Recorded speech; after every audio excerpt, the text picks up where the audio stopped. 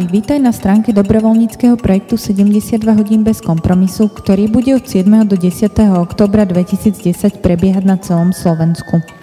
Tento projekt pripravujeme my, Rada mládeže Slovenska, spoločne s 20 detskými a mládežníckymi organizáciami.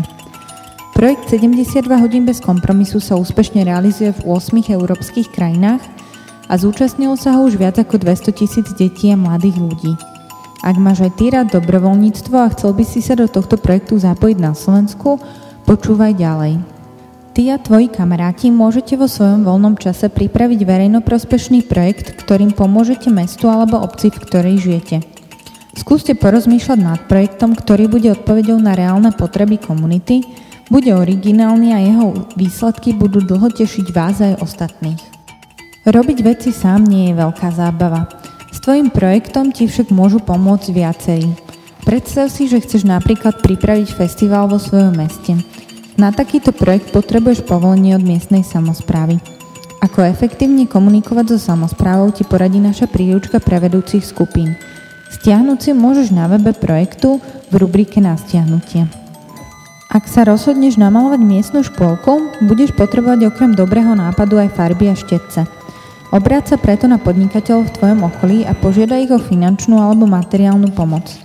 Aby si sa nestratil vo fundraisingovej džungli, ponúkame ti zo pár tipov ako na to. Ak sa chceš dozvedieť viac o tom, čo robia iné mimovládne organizácie v tvojom okolí, zorganizuj spoločné stretnutie a vymyslite spoločný projekt, ktorý nebude možné nevšimnúť si. Ak nevieš ako na to, otvor opäť príručku a čítaj. Ak budeš počas príprav projektu potrebovať poradiť, máš dve možnosti. Ak si dobrovoľníkom v rámci niektorej z partnerských organizácií projektu 72 hodín bez kompromisu, môžeš sa priamo obrátiť na koordinátora tejto organizácie.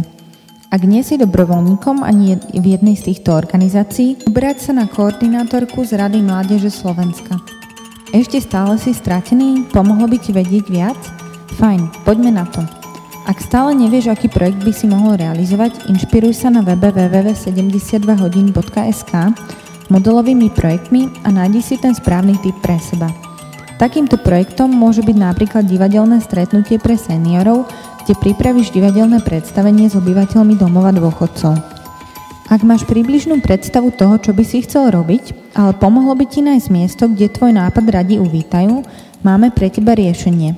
Na webe projektu nájdeš zoznam organizácií, ktoré chcú hosťovať dobrovoľníkov počas 72 hodín bez kompromisu, aj s kontaktom na konkrétneho človeka. Môžeš tam jednoducho zavolať alebo napísať e-mail a dohodnúť si podrobnosti spolupráce. Ak máš nápad, kamošov, s ktorými budeš projekt robiť, partnerov, ktorí ti budú pomáhať a miesto, kde budeš projekt realizovať, na nič nečakaj a zaregistruj svoj projekt na webe www.72hodin.sk. Počas niekoľkominútovej registrácie potrebujeme vedieť informácie o tebe, ak sa rozhodneš byť vedúcim vašej skupiny, o projekte, ktorý budete realizovať a zložení vašej dobrovoľníckej skupiny. Ak si vyplnil všetky potrebné údaje, klikni na potvrdiť.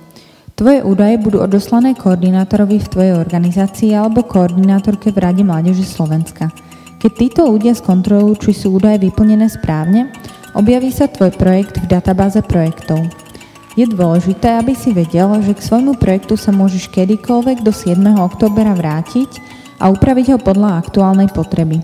Môžeš tak urobiť s heslom a prihlasovacím menom, ktoré si pri registrácii určíš sám a ktoré ti bude elektronicky po potvrdení projektu odoslané formou notifikačného e-mailu. Toto všetko by si mal stihnúť najneskôr do 30. septembra.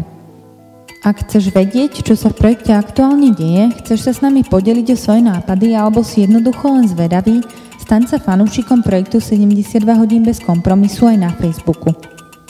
To, že si sa dopočúval až sem, svedčí o tom, že naozaj rozmýšľaš nad dobrovoľníckym projektom vo svojom okolí. Držíme ti preto palce a tešíme sa na teba, tvoj nápad a tvojich kamošov od 7. do 10. októbra.